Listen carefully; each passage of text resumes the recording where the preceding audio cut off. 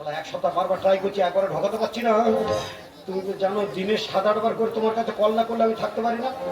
আর কোন আক্কেলে তুমি এক সপ্তাহ এভাবে মোবাইলটা সুইচ অফ করে রেখে দিয়েছো? আরে শর্মর, তুমি ওরকম করছো কেন? তোমাদের বাড়িতে আমি এসেছি, তোমার কি কোনো অসুবিধা আছে? আনন্দ, তুমি জানো না আমার বাবা কত পাওয়ারফুল, আমার মা কত কড়া।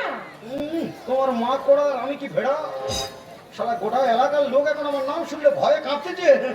আমার ভয়ে লোক ঠিকরিকে চলা পড়ছে, আর আমার প্রেমিকায় খালি বাবা মার ভয় পাচ্ছে।